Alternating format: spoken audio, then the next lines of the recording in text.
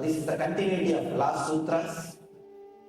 In the last few sutras, Patanjali has explained the 5 modifications of the mind which can lead to suffering or joy.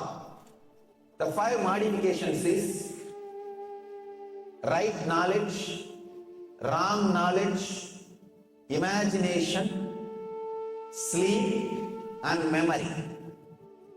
These are the 5 modifications. Please understand. Right knowledge, pramana. Wrong knowledge, viparyaya. Fantasy, imagination, and fantasy is vikalpa. Imagination is vikalpa, and fantasy is not the right word for vikalpa. Imagination is the right word for vikalpa. And sleep, nidra, and smriti, memory. These are the 5 things, 5 modifications of the mind which can lead to either pain or suffering. So Patanjali is saying in this sutra, relaxing from these patterns through constant and intensive practice of unclutching. He says relax from these 5 patterns by constant and intense practice of unclutching. Abhyasa Vairagyabhyam, that's the key. I can say, we moved out of Jivan Mukti culture, Jivan Mukti tradition because of these 5 modifications. Especially the imagination, sleep and memory. These 3 modifications. These 3 put together, we may call it as wrong knowledge. Many times, we have wrong knowledge about the world, about us, and about the universal energy. Because of wrong knowledge, we move out of this great Jivan Mukti tradition, this great living enlightenment truth. Patanjali says, come back. Relax from these patterns through constant and intensive practice of unclutching. People ask me, what is the solution, Swamiji? Here Patanjali gives the solution. Abhyasa vairagyabhyam. That's the key. Abhyasa means again and again and again practice. Vairagya means having the strength. Raga means attachment. Vairagya means beyond attachment and detachment. Raga means attachment. Araga means detachment. Viraga means beyond attachment and detachment. Not suppressing. Suppressing is araga. He says viraga, vairagya, understand. Evolving yourself to a different consciousness, to higher consciousness. Please understand. At the age of 7, you are attached to your toys. Now, do you say you are detached from your toys? No. You are neither attached nor detached. You are evolved. You have evolved yourself from playing with toys. Now you don't say, oh, it's so difficult for me to renounce my toys. No. You don't say, it's very difficult, I have to suppress myself, control myself, and throw the toys, hide it, or I have to escape to the country where toys are not sold. No. You just evolve yourself to the higher plane, to the higher consciousness. You evolve. So, vairagya with the toys happen. Same way, raise yourself to the higher consciousness by constant practice, constantly remembering, constantly living these great truths, this great tradition, these great ideas. you can say, the ultimate technique for achieving the truth is intensity. That is what Patanjali is saying here. Be intense. Remember, all the good things happened in your life is because you are living the Jivan Mukti tradition. All the bad things happen in our life is because we moved in few places away from the tradition. Remember this. Intensify. Intensify abhyasa and vairagya. As Patanjali says, come back, come back, come back through constant remembrance. People come and tell me, Swamiji, I am not able to meditate. I ask them, how many times you tried? 3 times I sat for 5 minutes.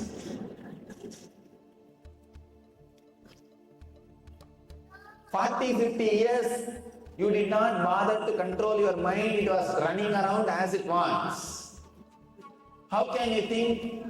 How can you expect it to settle down in 5 minutes or 3 sessions? Then if I dig deep, did you sit at 5 minutes continuously? No. Between I attended 2 phone calls and twice my husband called. Once my child was crying. Then where is the 5 minutes? This is what is our abhyasa. This is what is our vairagya. Please understand. This is what is our abhyasa, passions. We don't have passions. We don't have intensity. We don't wait. We don't wait and attend the whole thing. We don't wait and imbibe the whole thing. Small story about the passions. Wife calls husband. Husband picks up the phone between the work and he says, I am in between my work, I don't have time to chat with you. She said, no, I'll just take 2 minutes. I want to tell you something important. This guy says, no, I don't have time. I don't have patience. Quick. She says, I have good news and bad news. Which one you want? He said, I don't have much time. Tell the good news. She said, I found out the airbag in our car works.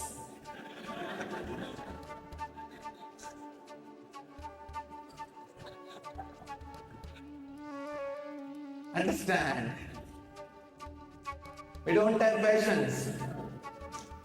We don't have patience to look into the situation, to look into our mind, to live with it. We are suffering too much. We are suffering too much without having patience, abhyasa and vairagya.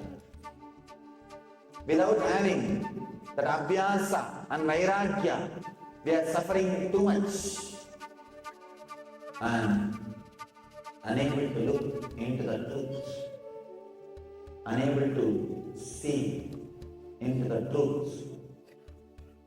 This great word, abhyasa and vairagya, you can say, this is the essence of all spiritual practice. All rituals, all traditions, all the things we do is just to cultivate abhyasa and vairagya, intensity and patience. Intensity to do things, patience to look into the things, to wait for the result. Abhyasa and vairagya, either we are restless or we are not intense. Either we are restless or we are not intense. The great truth Patanjali is trying to express today is abhyasa and vairagya, the passions. Again and again, even passions cannot be the right word. Intensity and again and again and again trying, constant and intensive practice Whenever you feel like moving away from Dharma, come back. People come and tell me, Swamiji, I want to give up this habit. But again and again mind goes the same way, what to do. Don't feel too guilty about your failures. Feel at least few times you are successful. Somebody came and complained to me. Swamiji, 10 times I fell. I said, don't bother. 11 times you stood up. That is why 10 times you fell. Remember, 11 times you stood up again. So remember and encourage yourself that so many times you are successful. So many times you are successful. Encourage yourself. Create the intensity. Create the constant practice, the abhyasa and vairagya. Let this become part of you. Whenever you move out of Dharma, out of the Jivan Mukti life, come back. Come back. Again and again and again. Live sincerely. Even once you are successful, feel joyful about it. Feel blissful about it. Enjoy. Celebrate your success. You will see, you will feel again and again like coming back and living this great tradition. Whenever you are successful in following the tradition, celebrate it. Whenever you are failure, bring yourself back again. Constantly, intensely practice the Dharma by unclutching from the wrong mental setup. Mental setup of imagination, mental setup of sleep, not only the sleep in the night, the day sleep, daydreaming, unclutching from all that, and memory, the wrong memory. Actually, right memory can lead you to bliss, but wrong memory can lead you to pain. The right memory means remembering to unclutch can lead you to bliss. Wrong memory means constantly remembering the painful, suffering, suffocating things in the life. All these five, right knowledge, wrong knowledge, imagination, sleep, memory, all these five can either lead to pain or joy. So use all the five to go to the joy, to reach the bliss by constantly, intensely practicing unclutching from all these five modifications. Practice continuously unclutching. Let me describe this unclutching. This is the ultimate technique from our Vedic tradition. Whenever a thought comes, don't give meaning to it. Just remember to come back to the source from which the thoughts are coming. Relax into the silence from which the thoughts are arising. This is the ultimate meditation technique also. I have explained in many discourses, like we unclutched, many programs, this unclutching technique. It's available even in YouTube. If you spend a little time and study this technique and practice, it will really lead you to deep peace and bliss. You will live Vedic tradition. Please understand, unless you yourself internalize our tradition, live the joy of our living enlightenment, Jivan Mukti, you cannot hold on to tradition, you cannot pass it on to the next generation. All the parents come to me and say, Swamiji, please give me some way, I should be able to teach this tradition to my boy, my next generation. I tell them, first you internalize. The big problem is we don't believe and we expect our next generation to believe. Our next generation is more intelligent than us. What to do?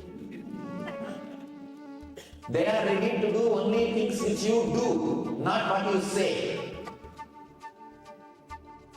If they see you are joyful, internalizing this tradition, you are living Jivan Mukti life, they will naturally take up. The other day, one boy, 14-year-old boy, was brought to me by the mother. The mother's complaint is, Swamiji, please tell him to listen what I am saying. First problem, can't do God. How to tell? Anyhow, I told slowly, why don't you tell by yourself? She said, no, you have to tell. Finally, I asked the boy, why don't you listen to your mother? You see, even I am listening.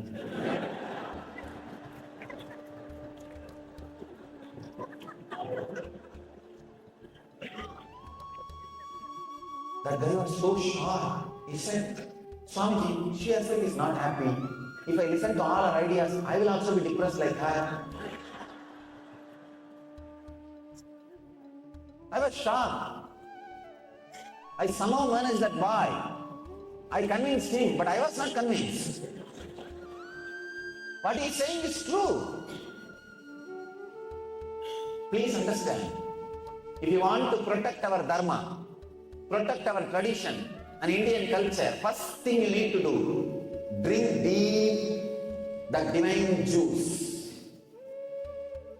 Drink the great tradition. Live it. Imbibe it. Read the scriptures. Listen to these great truths. Internalize them. Live in your life. Please understand. There are not even hundreds, thousands of rich Indians come to me and they say, Swamiji, please tell me, somehow I want to keep the tradition alive for our next generation. The other day, one devotee went to one temple, not our temple, to one temple. The devotee challenged the temple. If you bring one youngster from your community to your temple, I will give you $100,000. They are not able to bring. They are not able to bring their youngsters, their next generation. This devotee said, if you can bring one youngster from your community to your temple regularly, if you can convince him about what you are teaching, what your temple stands for, sorry, no temple teaches in the Western countries. That's a big problem. Our temples should become education centers, not only worship altars.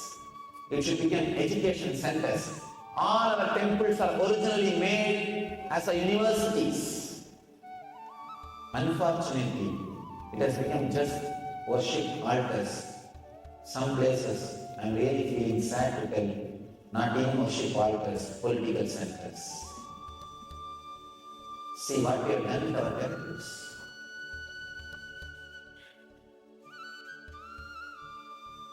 Hundreds of rich Indians have come to me. Swamiji, please tell us some way how to transmit this tradition to them, how to give the family values to them, what to do. I tell them, come on, it is time. You internalize.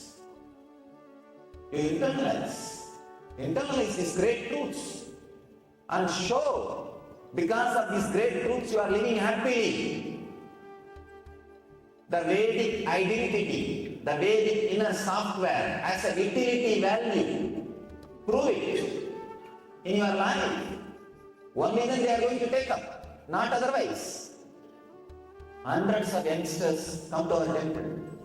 I ask them, why do you guys, you come here and you don't want to go to some temple or you don't want to do other traditions, but why are you here around me? They say, Swamiji, many places we are put up by seeing the politics.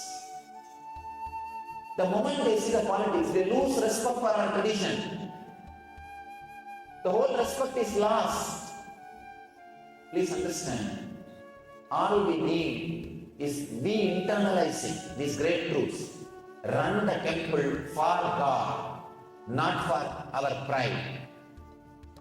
Run the temple to hold on to this tradition. Run the temples as an education centers. Run the temple to spread these great truths. When we internalize, we ourselves feel enriched, empowered, enjoying, radiating these great truths, this living enlightenment, this Jivan Mukti, our next generation will be inspired. Your whole society with which you are living will be inspired. You will also feel like supporting this Dharma. Please understand, I have seen thousands of people trying to protect the Dharma without using it. Slowly, they lose the interest to protect, or it becomes political power gain.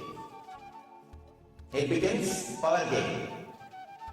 Only if you yourself imbibe by practicing, if you yourself become a meditator, you yourself live these values, only then you will have constant inspiration to protect this Dharma, protect this tradition, and share it with the next generation. I invite all the sanghas, organizations which are interested, which are working to protect Dharma through various ways. I invite them first experience it. Only then you will have constant inspiration to protect it. Only then you understand why you should protect, what you are protecting, or what you want to protect. Only then you will have inspiration to share it, to transmit it to the next generation. So, you yourself practice little meditation, practice little yoga. On sad part I saw, yoga is accepted so much all over the world. Patanjali is the greatest spiritual master. On sad part, we ourselves don't practice. We think, oh, it's Indian, we know it. Because it's Indian, we know it. We know in the young age my grandfather used to do, he will tell me to do. It's okay, it's after all ours. Please understand, medicine may be yours, it may be in your bed, in the bedside cupboard, but only if you take, it will have effect. You will have effect. Just like medicine lying in the cupboard is no way going to heal you or cure you. The yoga or the great traditions lying in corner of your mind, thinking, oh, it's after all mine, I know it, we know it, is no way going to help you. Unless you live, it is not going to become part of us. So please understand, you yourself imbibe and practice, learn, let these great ideas enter you. Let you internalize these great ideas. Let you meditate little bit and let you live the joy and bliss of living enlightenment, Jivan Mukti. Only then you will feel, you will know the reason why it should be protected. You will have tremendous inspiration to preserve it. You will have tremendous courage and energy to propagate it, to spread it. So, I call upon India and Indians all over the world, Uttishtata, Jagrata, Prapyavaran, Nibodhata. Arise, awake, stop not till the goal is reached. Goal is Jivan Mukti. Let you all live enlightenment. Let you all achieve and radiate living enlightenment, Jivan Mukti.